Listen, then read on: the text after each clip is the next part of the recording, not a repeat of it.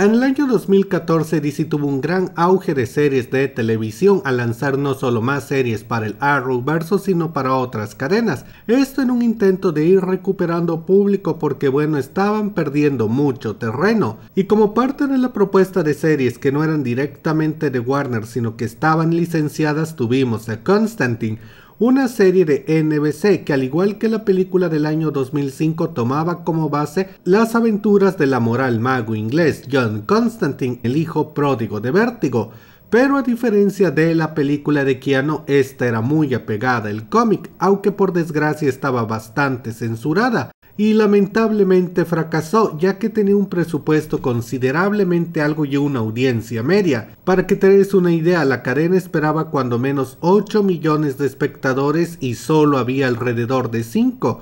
Eran más espectadores que en Flash y Arrow, pero para ellos no era suficiente. Pero bueno, ahora para recordar ese hermoso sueño que no duró nada pero fue bonito mientras duró, tal como tu última relación, vamos a ver algunas curiosidades de esta serie, así que señores, sin más preámbulos, comencemos. La serie fue desarrollada por Daniel Cerone, un guionista conocido por su trabajo en Dexter y The Blacklist y también El Mentalista, junto al mucho más célebre David S. Goyer, quien fungió como digamos conocedor del material original.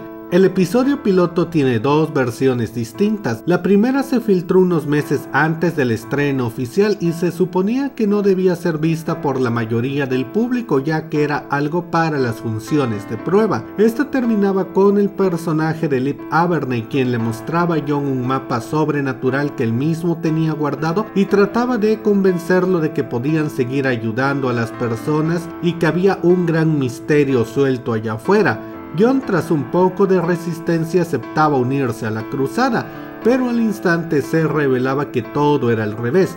John siempre supo que había muchas alteraciones y manipuló a Lip Aberney para que ella pensara que era la que estaba poniendo las reglas y la que estaba pidiendo ir de aventuras cuando realmente la estaban manipulando para usarla como arma. Este guión no gustó y el final se modificó. Ya en la versión que todos vimos de manera oficial, porque sé que tú no bajaste la serie de Genula, veíamos que Lip no caía en la trampa de John y lo dejaba. De tal manera veíamos que Chas le informaba a John que su plan para manipular a la chica fracasaba, pero había una escena extra donde podíamos ver a una mujer misteriosa dibujando a John, y ya con el paso de los episodios descubrimos que esta era un personaje de los cómics, Seth. Para el papel de Seth se eligió a Angélica Zelaya, una actriz de ascendencia mexicana conocida por algunas telenovelas como Alguien te mira. La actriz de hecho no se parecía mucho o más bien nada al personaje de los cómics, ya que ahí Seth es un poco mayor y el color de su pelo y demás es diferente, pero dado de que Seth tampoco es un personaje tan popular, la actriz fue bien aceptada porque bueno, al fin y al cabo hizo una excelente trama en la serie. Otro detalle importante es que al iniciar la grabación de Constantine, Angélica estaba en una relación con Rafael Amada, actor que según Google es muy conocido por narconovelas, pero ellos se separaron al poco tiempo.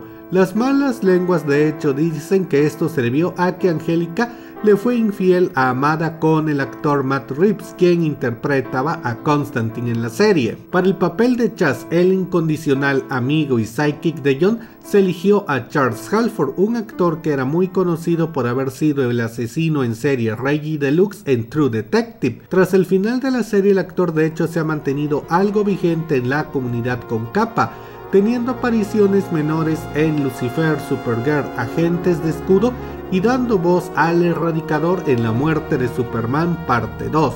La mayor parte del primer episodio es una trama original, pero se basa en el tiempo en el que John estuvo internado en un psiquiátrico tras la muerte de Astra y el inicio del cómic de American Gothic, que es donde debutó John. Hay que aclarar que en los cómics de hecho John era bastante joven, un veinteañero, cuando se suscitaron estos hechos, pero aquí bueno, Constantine era un poco mayor. Una polémica que siempre estuvo presente en esta serie es que John Constantine no podía fumar, algo que es típico del personaje, aunque con el paso de los episodios y de las quejas, Vimos que fumaba algunos cigarros, pero eran por periodos de tiempo bastante cortos, les daba una fumada y enseguida los apagaba. El segundo episodio se basaba en Jon investigando una mina maldita que estaba causando estragos en un pueblo. Esto de hecho está levemente inspirado en el libro en prosa de Subterranean, que traslada las aventuras de Jon al formato de novela. El tercer episodio se centró en un músico que pactó con el diablo y creó una canción que mataba a todo aquel que le escuchaba. Esto de hecho se basa en una leyenda popular gringa, que es la leyenda de Robert Johnson, músico que se dice vendió su alma al diablo en un cruce de carretera. De hecho, esa historia de Robert Johnson también estuvo adaptada en los primeros cómics de Hellblazer, y también la serie Supernatural tuvo un capítulo bastante parecido, y esto lo menciono porque el capítulo de Supernatural estaba basada en el cómic de Hellblazer que estoy mencionando. El cuarto episodio nos mostraba a un viejo amigo de Jon, Gary Lexter, quien estúpidamente libera un demonio del hambre por el mundo y al final Constantine lo sacrifica para arreglar el problema. Esto de hecho es una adaptación del cómic, más específicamente de la primera aventura de Constantine en los cómics de Hellblazer, pero obviamente la trama está más resumida y un poco censurada. Como ya dije, la mayor parte de la inspiración de esta serie viene de gótico americano. En este cómic vemos a Jon que, movido por una fuerte anomalía, llega a los pantanos de Luisiana, donde se encuentra con el elemental de la tierra, el Sautin, y unen fuerzas muy a la fuerza para viajar por Estados Unidos y enfrentarse a la brujería, una secta de magos sudamericanos que quieren aprovechar el desequilibrio en la realidad causado por la crisis en las tierras infinitas para invocar a un demonio de gran poder que traiga el infierno a la tierra.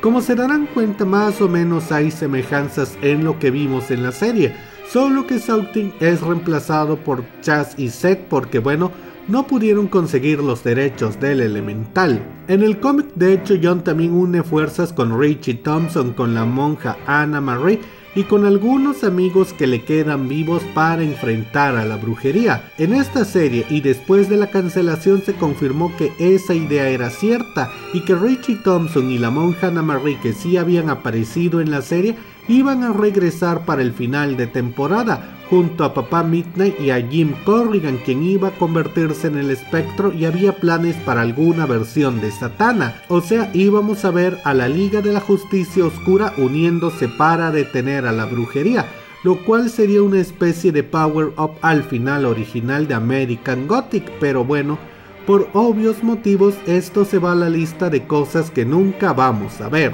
En uno de los episodios vimos a Félix Fausto, que de hecho es un villano mágico usual del universo de DC, que hemos visto enfrentándose a los titanes, a la Liga de la Justicia normal y a la oscura, y es uno de los personajes de DC regular que suelen aparecer en el sello Vértigo con cierta frecuencia, o lo hacían mientras existía. El caso es que él era un mago que podía aparecer en historias de superhéroes o en historias más oscuras y adultas. El último episodio emitido, Waiting for the Man, es de hecho una adaptación de uno de los primeros cómics que se publicaron de Hellblazer. En el cómic es donde aparece Seth por primera vez y conoce a Jon, aunque claro, la adaptación es bastante leve, ya que por ejemplo en el cómic Jim Corrigan no aparece y la niña a la que están buscando los protagonistas es la sobrina de John Constantine.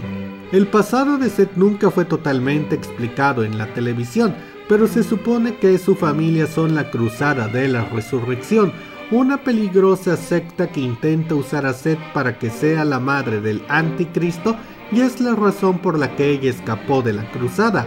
Nunca lo llegaron a decir, pero aparentemente la trama de la segunda temporada se hubiera centrado en ese argumento de la Cruzada de la Resurrección y de Jon tratando de evitar la llegada del anticristo y salvando a Seth. Los Imbunches son demonios que fueron vistos aquí atacando a Jon a la mitad de la temporada. De hecho, estos monstruos existen, o más bien se tomaron de la mitología chilena, ya que de hecho la brujería también viene de aquel país. Los Imbunches en la mitología, según Google, son presentados como seres deformes creados por bruja a partir de niños que secuestran y que se caracterizan por tener una pierna fracturada y cruzada sobre la cabeza. Y dichos monstruos también aparecían en el cómic de American Gothic, aunque el diseño era diferente. A pesar de la cancelación, John al final trascendió un poco, ya que se unió al Arrowverso, el cual cuando menos mostró un final para la temática de la niña Astra. Ya sabes, la niña que por negligencia de John terminó en el infierno. Sin embargo, Chaz, Seth, Papá Midnight y Manny nunca volvieron a ser vistos, ni tampoco se explicó qué es lo que pasó con toda la trama de la brujería con la cruzada, ni si John logró detener a Manny de alguna manera. Eso quizás nunca se llegue a tocar, ya que técnicamente todo eso seguiría siendo propiedad de la cadena que creó la empresa y no de CW, así que dudo mucho que algún día esa duda se resuelva. Y bueno chicos, eso es todo por ahora. Díganme qué les parecieron las curiosidades y qué recuerdos tienen de esta serie. Déjenme todas sus opiniones en la caja de comentarios y si el video les gustó den like y compartan. Yo soy Charlie Mustaine, nos vemos en la próxima.